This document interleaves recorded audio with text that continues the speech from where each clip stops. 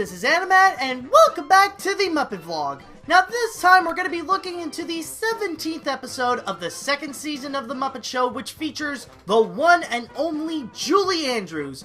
And when it comes to Julie Andrews, I have to say, if you're subscribed to my channel or you watch my videos, my god, you better know who Julie Andrews is, or that you have at least seen a movie with Julie Andrews, because she truly is a living legend.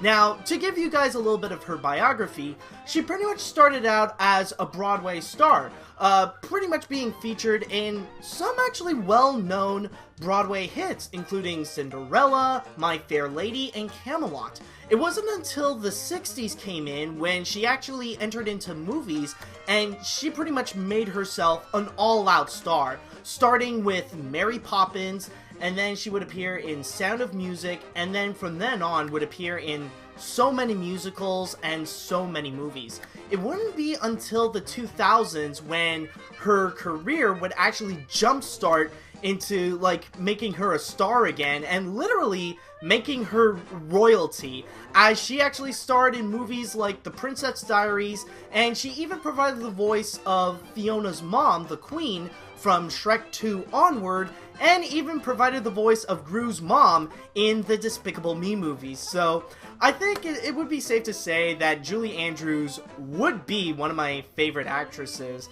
Such a living legend, and even on the episode that she appeared, some of the reasons why is actually presented. But I will say, in terms of the episode itself, I will say that it's good, but it definitely has been done better. It's just that when, like, with the episode itself, the entire plot that's been going on is that there's a cow. And, no, like, I understand that there have been episodes before then, like, when they feature cows just doing their song and dance, but there's just this random, actual real-life cow that's in the backstage, and Kermit doesn't know where it's from, he doesn't know who does it belong to, so he asked so many people to, like, well, mostly Scooter, to go help out, like, how to get rid of this cow, who does it belong to, and pretty much try to find out, like, where did this cow come from. Now, as you may probably have guessed, what pretty much led to the ultimate punchline at the end of the episode, it is a bit obvious, and unfortunately, it's not as effective. But I will say that, this isn't really about, like, the setup of a joke that would ultimately lead to the punchline. It's actually all the jokes in between that happen, like, what materials they've worked with, like, when it comes to the cow. Or rather it be just, like, Scooter just realizing that there is a cow over there, or what happens when it's given to the hands of people like Gonzo, the Swedish Chef, or the Flying Zucchini Brothers.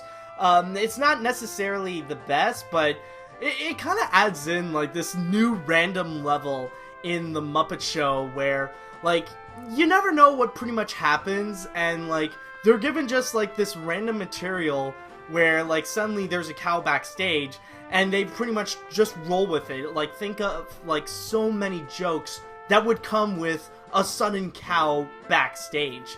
And I will have to say, one of the most interesting ones that they've worked with was actually with Gonzo, because when it comes to the character himself, it's kind of a bit of a development. You actually see, like, Gonzo's romantic side start to grow and start to be a bit more familiar.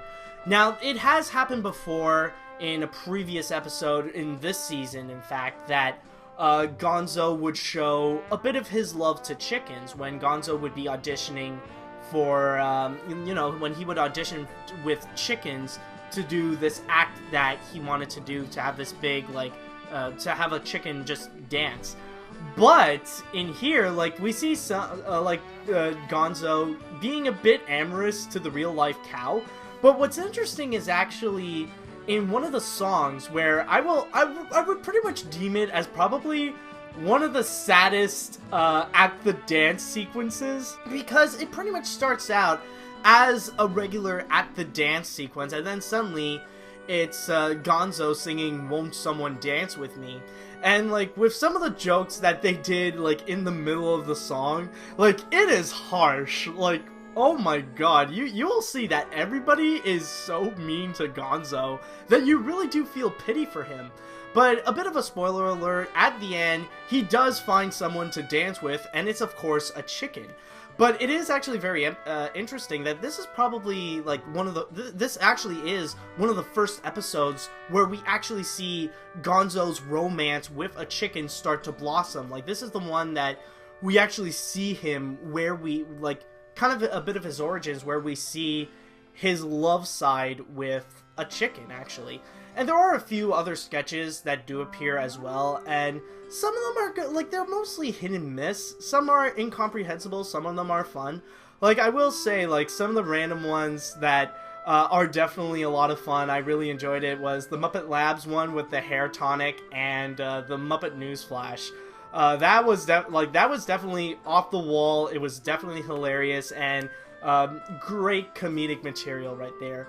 On top of that, but the ones that seem a bit confusing, like, it felt like with what they want to do with Rolf's playing Moonlight Sonata, it seems like they wanted to do a joke. Like, they even included a laugh track, but it was just Rolf doing Moonlight Sonata, and it's just like, I felt like for some reason they kind of forgot to do a joke, because, like, they were setting up for something, but really there wasn't anything. Like, I was just expecting, like, maybe the moon would just suddenly drop on Rolf or something like that, but no, literally nothing happens. It's just a setup of a joke, and then there's nothing. Another one that I was a bit confused with, it was actually like, you see the country jug band singing, what is called Borneo? Like, I don't know if maybe it's just me, I'm not too interested in country music, but, like, I don't know, it's just not one of the best country musics that I've heard. It's just not all that great, and it's one of the more forgettable ones. Oh, and there is one more that I forgot to add in. It was also that we see Sam the Eagle coming in, making his commentary regarding industry and technology. That one, like, not as great as either what was it, like the Muppet Labs or the Muppet Newsflash, but still pretty cute. Oh my god, and I keep forgetting for some reason. There is another great one that they added in that is as good as, like, the Muppet Newsflash or the Muppet Labs one, is actually Gonzo trying to do a crazy act. This time it's actually playing the bagpipes from a flagpole 10 feet in the air. Just, you know, playing I think it's like, it was a classical piece of music. Suddenly, I don't know, my memory just went blank. And just out of nowhere, a beaver just came in. So that just adds into the wackiness that the Muppets offers, and another great sketch right there. But I pretty much covered everything except for the addition of Julie Andrews. And she definitely was fantastic in here, and she showed pretty much everything that she has in here. You actually see her singing some Broadway hits and even some of her classic songs. She actually sang The Lonely Goat Herd, which is actually very interesting the way the Muppets did it, because I remember in the movie The Sound of Music, it was pretty much this entire puppet show, but now, like, it's pretty much elevated. Like, technically it is a puppet show, but now, like, she's pretty much living in the entire Lonely Goat Herd setting with all the Muppets around her singing, like all the other Muppets going yodel, yodel, yodel, yodel, hee hoo, and all that stuff. It's actually very fascinating, and probably a massive highlight for anybody who is a huge fan of The Sound of Music. At the same time, she also sang Whistle a Happy Tune from The King and I, which actually did remind me a bit of, like, the 1999 animated film, but this one actually works because of the entire setting. Like, with the, like, basically they were doing the exact same thing, is where, like, our main character, where in this case it would be Julie Andrews, being attacked by monsters, but she would deflect it by, pretty much singing Whistle a Happy Tune. But there is a huge difference why in this one it works and why it doesn't work in the 1999 animated film of The King and I. Because The King and I is supposed to be The King and I, and, like, suddenly adding in monsters being defeated by Whistle a Happy Tune, it just seems a little too stupid, and it just feels absolutely out of place for something like The King and I. But for the Muppets, it fits perfectly in. You know, you can add in all the monsters, you can make it as goofy as you want. So it's pretty much a perfect fit, and it's not necessarily themed to The King and I, which actually does help. So overall, like, it's pretty much the goofiness of from that King and I movie, but this one, it actually works out. And then at the same time, you also get another zany moment where Kermit and Julie Andrews wanted to have their quiet moment, but literally things are just flying around them. Like, Robin is being shot out of a tuba, the Flying Zucchini Brothers are trying to do their act, and suddenly there's a badminton match using a chicken, and like everything is just flying everywhere. And oh my god, you know, honestly, I just realized that this is actually a really good episode showing the Muppets' wacky, off-the-wall humor. But I will say, one of my favorite moments in here is actually this tender moment with Julie Andrews and Kermit singing When You Were a Tadpole and I Was a Fish. This is where you actually see the motherly side of Julie Andrews, and that's one of the reasons why I love her, is like whenever you see her on or off screen, she has like this motherly presence that she's always calm, she's always cheerful, she always wants to make sure that you're happy in life. And that's pretty much where what you get with When I Was a Tadpole and I Was a Fish. It sounds like the only thing that seems like I can do a contrast with, like, this is comparable to something like the mother song in Disney's Peter Pan. It was definitely sweet, it was definitely heartwarming, and it was really nice just seeing like Julie Andrews just singing to Kermit that song as if it were her kid, honestly. There is one thing that I do want to mention, but I'm not going to say this as a criticism, this is just for me personally.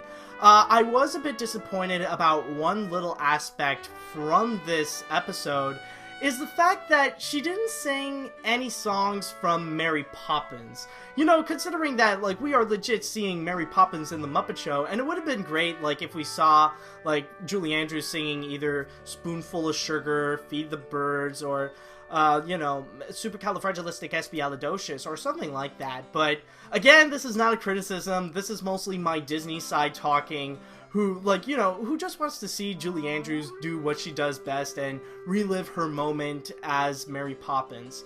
But yeah, there's no criticism. She definitely was the real highlight of this episode overall. So I would say with the entire episode, I would say that technically it's not really the best in terms of story. In terms of, like, some of the sketches, they're not all that great, but it's still a legit good episode.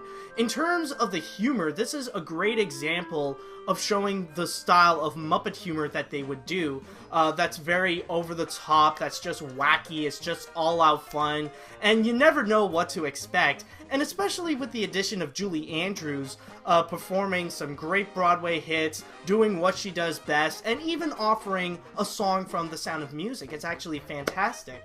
Like, if you are a Julie Andrews fan, or you're a fan of Sound of Music, or if you're a fan of any of her works, you could definitely go and check out this episode. It's definitely great. I would say, as a as a regular Muppet Show episode, I would say that, like, it's good as it is, but maybe I won't consider it as, like, one of the highlights of the series. So, it's good, but not, like, amazing. So anyways, that is pretty much going to be it for this episode, so I just want to say thank you guys so much for watching, and we will see if we will have more standout special guest stars like Julie Andrews, but we will only know until next time, so see you later, dudes!